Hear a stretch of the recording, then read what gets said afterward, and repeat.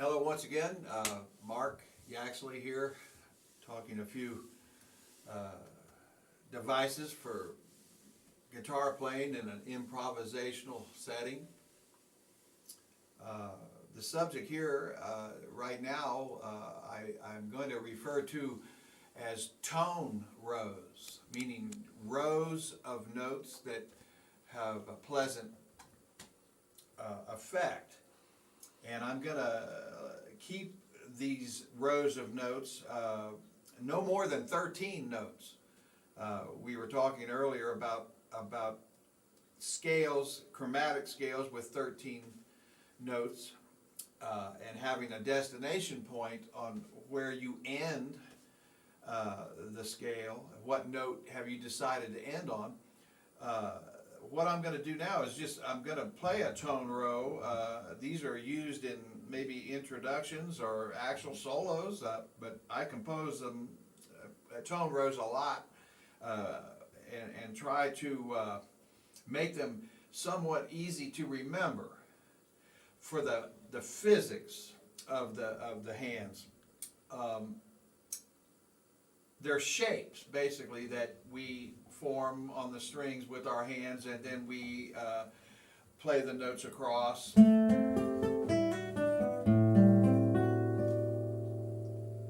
This is A minor 7. And this is a row of notes that are in that key of A minor.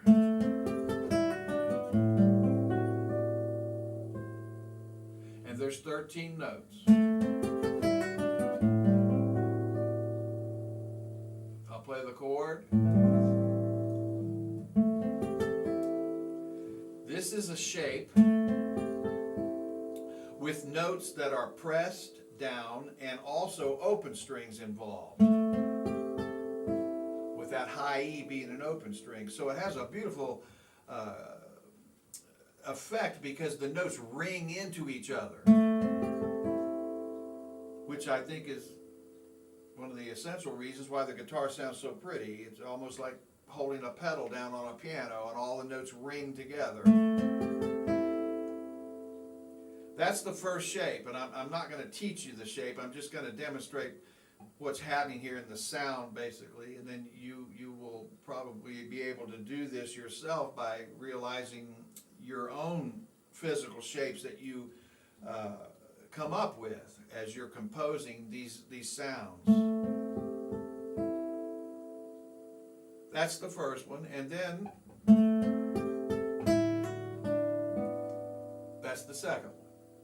1, 2, 3, that's an F sharp, D, and a B, and I connect these notes.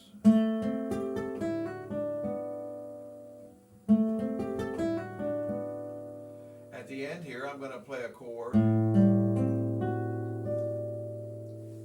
I find that is an interesting sound because it's an A minor 7, but it has an F sharp and a C on top to be the kind of ending of the sentence here. You can refer to these as oral sentences if you wish.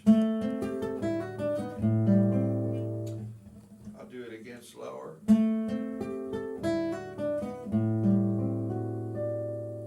Now I'm going to play the chord progression. Basically what I'm playing here is a 2 minor to a 5/7 in the key of G. Basic chords here, and this will resolve to a G. 2, 5, 1.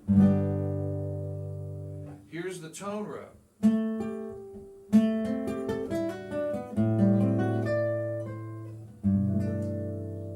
So that fits over A minor, D7, and G major 7, a 2-5-1 chord progression.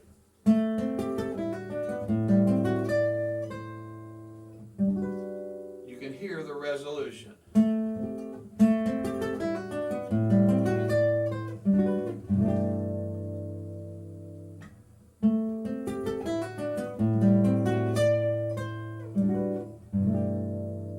A shape, a shape, a shape. So to practice these, I'll just play them as straight 4/4 time. Shift.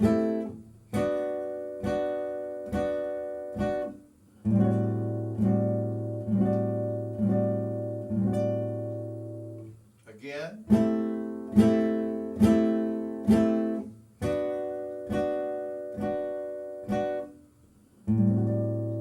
So there's 3 chords, 3 shapes.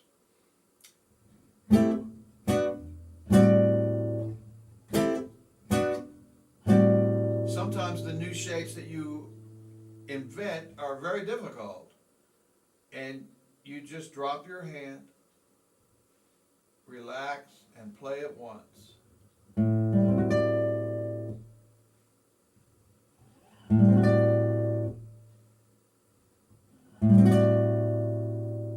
That usually takes care of the physical problem. If you drop the hand, maybe pretend like you're holding a bowling ball, and just relax the hand and think of where you're going. It's always good to have an aiming finger. In this case, I'm going to use that 5th fret bar as my locator. And the other fingers will line up as you physically remember and memorize. The more you do it, repetition is the prince of progress.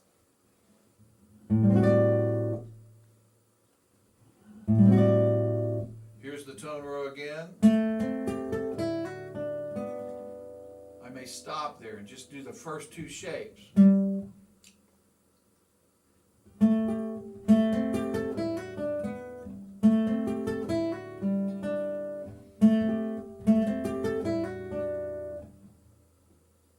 That kind of practicing.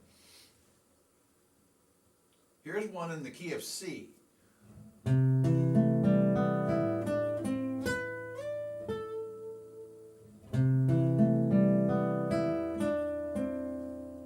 How the notes ring together.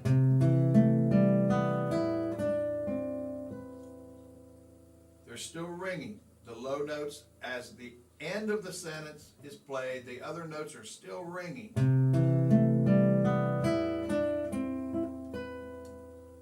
That's what makes the guitar sound beautiful. Here's the C chord. Here's the tone row.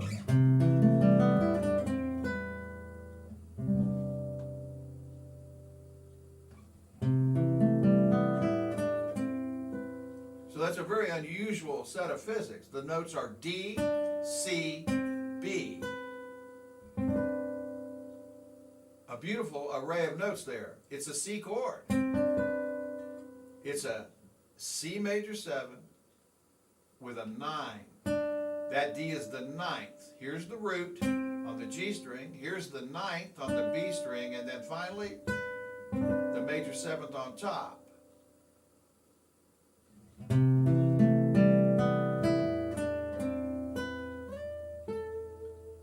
Here's a chord.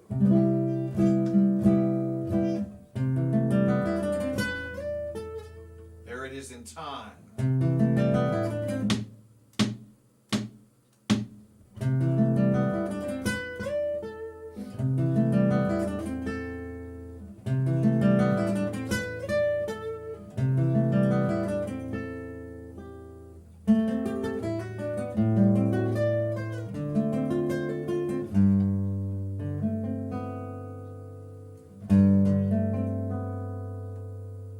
G chord.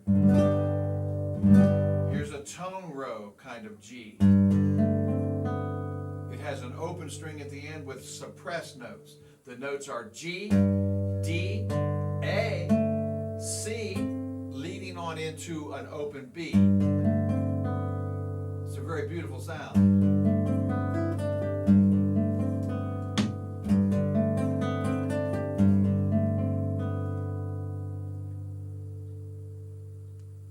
This is really nothing new. You'll hear it in what I call very developed guitar music. You'll hear these things in classical music, flamenco, but what I try to do myself is invent my own.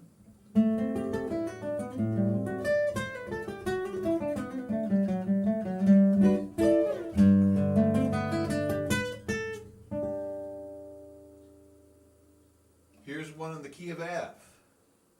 Here's the F chord. What I'm going to do is employ a B natural,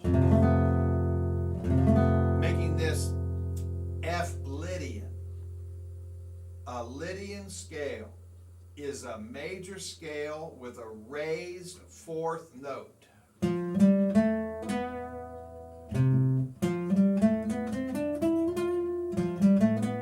here it is in the chord. So that's my goal. I'm going to create a Lydian sound in the key of F.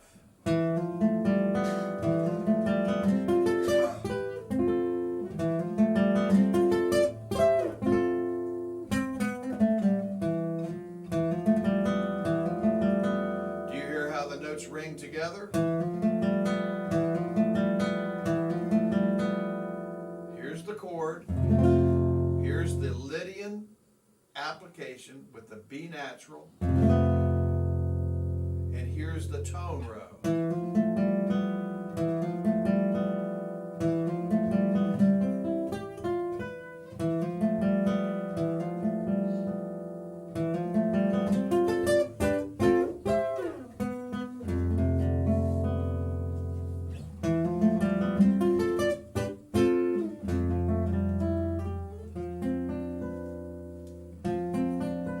Similar shape to the other one that we did in A minor here, a bar and extension. But this is an F chord with the root, the fifth, the sixth, and the sharp 4 on top.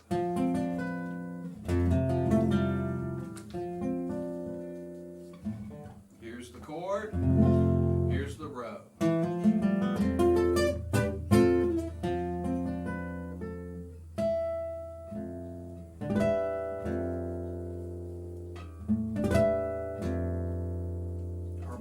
D, G, B, E with a bass note of F. That's a Lydian sound.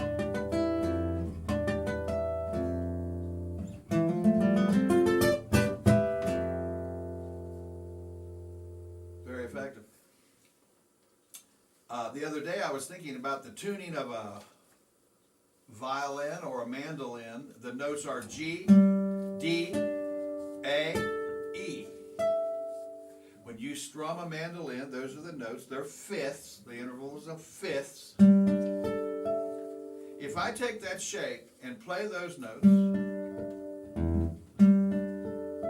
move them around, sorry.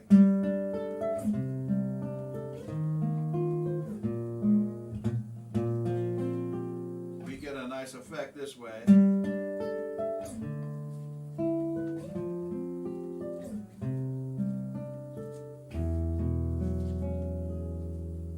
Thinking the key of E here.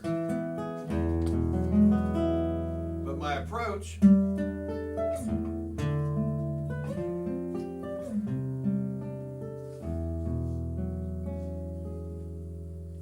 that's a very nice sound there.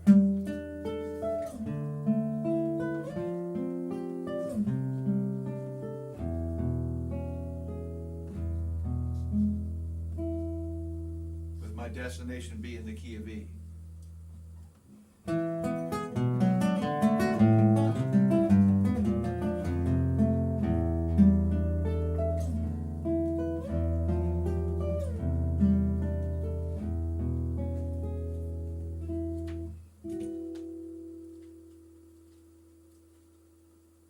So these rows of notes that, as you let the strings ring together, it can be a very nice aesthetic quality with the instrument. Try to maybe play progressions now. Here's a D minor to a G to a C. I'm going to apply some tone rows.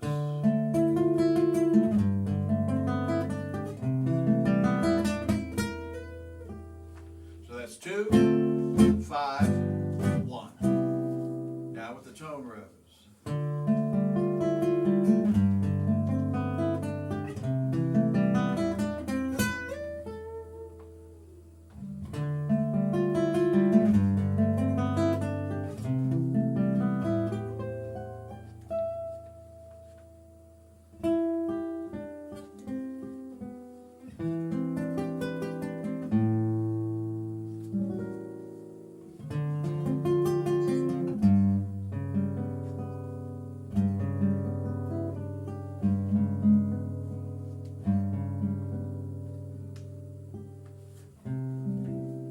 tension and the resolution. Sorry.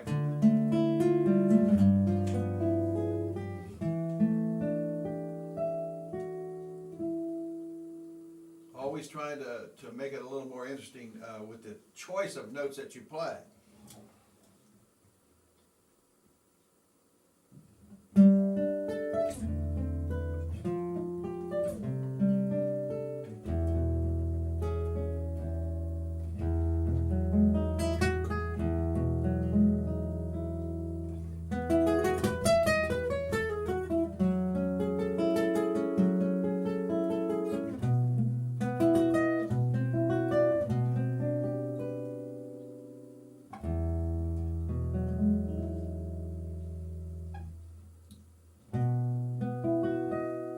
B7. I'm going to try to make this a little different sounding.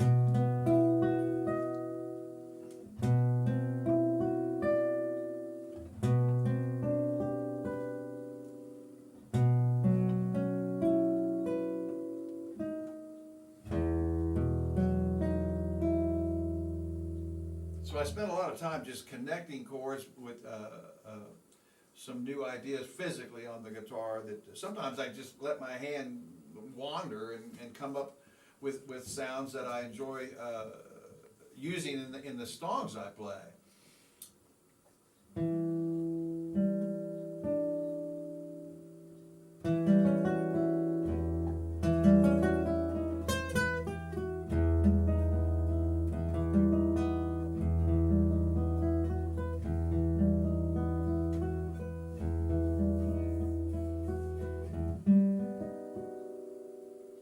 So what we're going to do now is have Kevin join me, and I'll use some of these tone rows in the music. Maybe we'll do a very popular song from George Gershwin, Porgy and Bess, and see how they work as I explore the ideas that I've done without playing the tune, and see if I can employ these ideas while the song is going on. And we'll try to make an atmosphere. This will be George Gershwin's Summertime. And I'll play a little intro, and then I'll bring him into the straight time, the pulse of the music. Here's an intro with some tone rows. We'll be in the key of E minor here.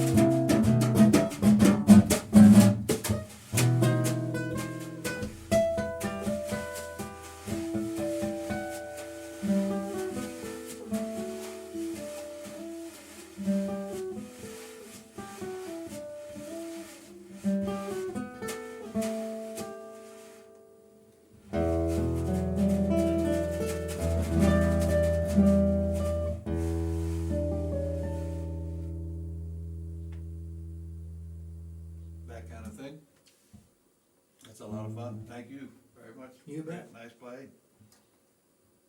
So I'm gonna move on to, using the right hand with no pick. Something that you can practice, without even thinking about the left hand. I'm gonna play a A string, and right after that, I'm going to play ring finger on the high E string, and then the middle finger, and then the index.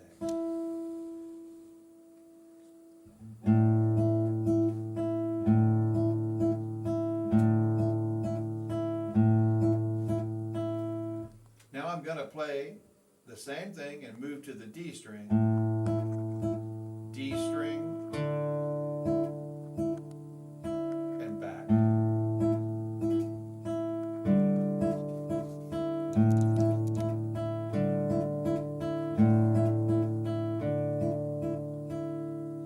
Now I'm gonna play the A string, the D string, and skip to the B string, back to the D, and back to the A.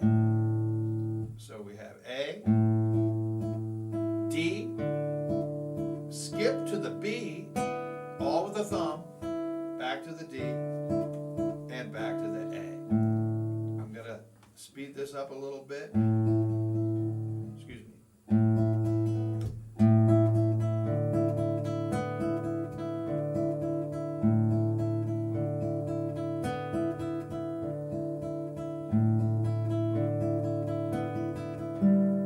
Now I'm gonna play a little pattern here.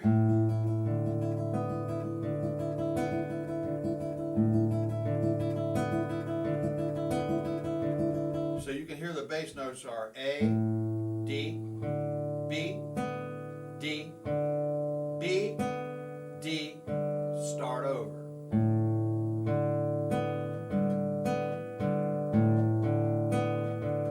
And in between each bass note, we play a ring middle index on the high E string.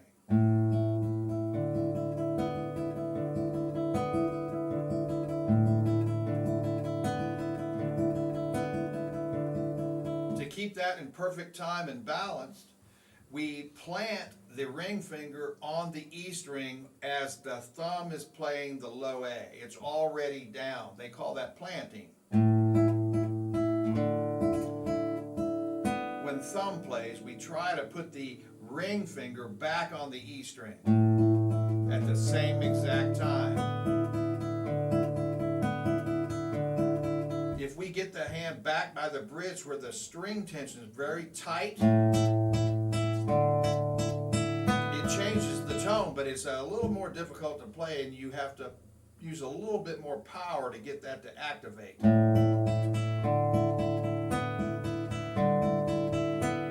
So this is used in chordal playing.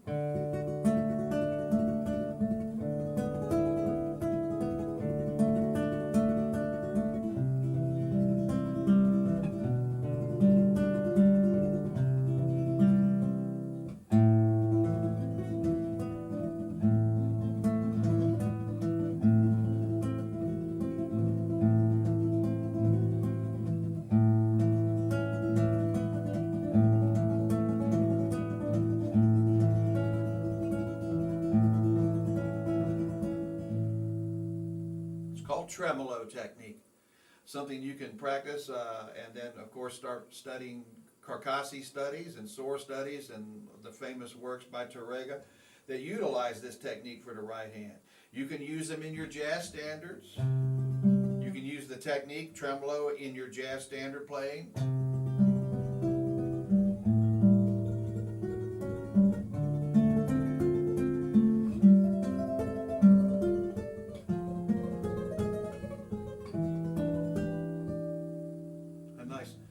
Nice sound for fingerstyle playing.